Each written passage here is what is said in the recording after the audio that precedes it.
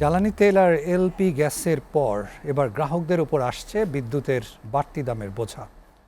চলতি সপ্তাহে গণশুনানি শেষ করে মে মাসেই নতুন দাম চূড়ান্ত করতে যাচ্ছে এনার্জি রেগুলেটরি কমিশন।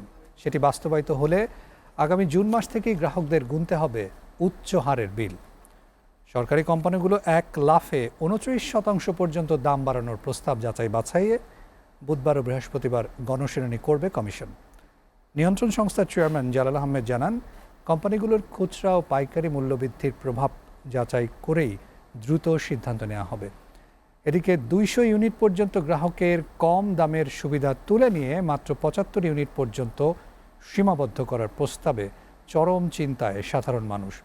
গবেষণা সংস্থা সিপিডি সতর্ক করেছে, এই মূল্যবৃদ্ধির নেতিবাচক প্রভাব সার্বিক অর্থনীতি ও দ্রব্যমূল্যে পড়বে। তবে সরকারের দাবি, গত অর্থবছরে 2,638 কোটি টাকার লোকসান সমন্বয় না করলে এই ঘাটতি আরও বড় রূপ নেবে।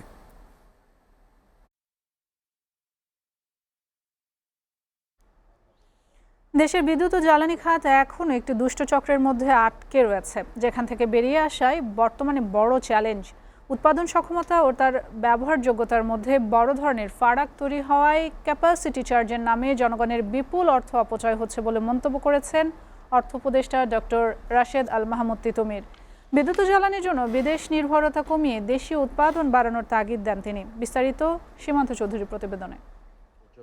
এবং উপস্থিত ঢাকার একটি হোটেলে আসন্ন বাজেটে নবায়নযোগ্য জ্বালানি প্রত্যাশা ও প্রাপ্তির সমীকরণ শীর্ষক আলোচনা সভায় দেশের বিদ্যুৎ ও জ্বালানি খাতের সংকট নিয়ে বিগত আওয়ামী সরকারের গড়া মহলের প্রভাব এখনো রয়ে গেছে বলে জানান অর্থ উপদেষ্টা ডাক্তার রাশেদ আল মাহমুদ তিতুমির। যে এই দুষ্ট চক্র বাংলাদেশে